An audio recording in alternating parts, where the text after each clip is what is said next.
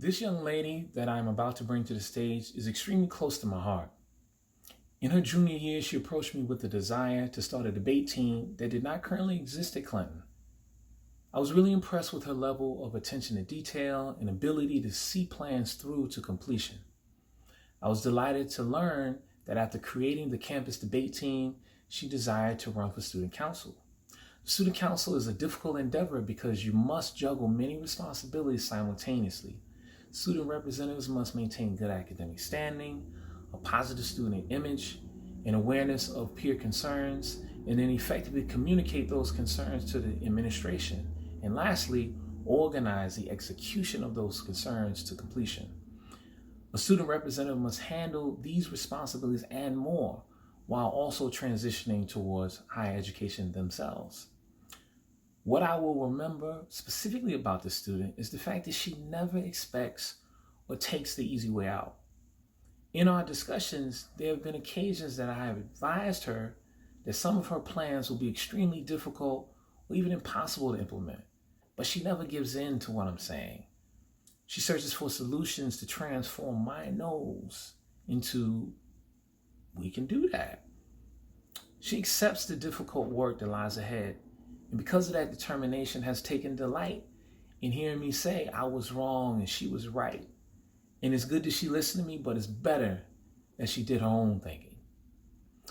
Even during this time when most students are obsessed with thoughts of college and the next steps in life, she is still organizing ways to systematically increase and improve student voice for next year's student government. She is dedicated to make Clinton better than the way she left it. She bleeds red and black. Without further ado, your 2020 Senior Class President, Fatuma Tabari.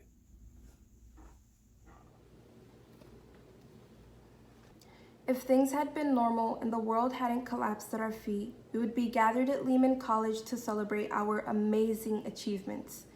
Graduation signifies the end of our 4-year-long journey through the valley that was high school. It's like the final episode in a season. It allows us to reflect on our experience and choose which wisdoms we will carry with us to the next chapter of our story. I can just imagine what the day could have been like if only things had been normal.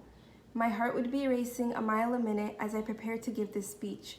The crowd would be dotted in black and red-orange, whatever color this is. The air would be filled with contentment. My voice would crack before I began my address to the greatest class there ever was, the DeWitt Clinton class of 2020. But unfortunately, things aren't normal. Today, we are not gathered here to celebrate anyone. You will not be walking across the stage. You will not be attempting a backflip only to come crashing down and promptly standing back up as if nothing happened. There will be no cheering, no crying, no shouting, no clapping, no music or dancing. My point is that this really sucks. But what is normal anyways? To us at least. We watched as the adults wage war in Syria, Iraq, Lebanon, Sudan. Heck, these guys loved conflict so much, they started fighting objects and ideas. First, it was a war on drugs and terror. Then it was a war on Vine, Harambe, Tide Pods, and the list goes on and on. We watched as femicide rates rose and saw children just like us drowned in the Mediterranean Sea. We watched and witnessed slavery in Libya and one school shooting after another. We heard their silence when Eric Garner lost his life. We kept telling them that we couldn't breathe, yet they continue to pump pollution into the atmosphere and remain in constant passivity as the climate changes. I lied. We didn't just watch. No, instead, we made memes about it.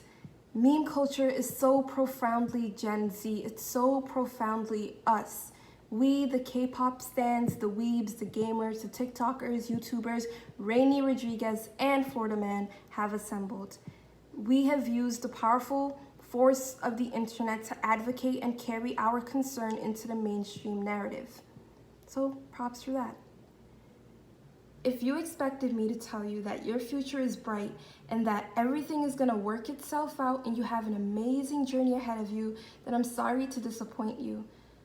That would dismiss the collective struggle we've endured these past few years and dull the significance of the work that is still left to be done. I refuse to act as if everything is okay when part of our high school experience was fundraising for Manuela's funeral. Instead, I will commend you on your resilience. Thank you for your fighting spirit and beg you to please continue being who you are, because we cannot carry on without you. We cannot succeed in our uprising without you. You have broken every stereotype, every norm, and welcomed yourself into every space they said that you weren't allowed in. You have touched the sky, class of 2020, and we are headed for Andromeda. It was an honor to be your president, your classmate, and friend. I wish you the absolute best of luck on all of your future endeavors.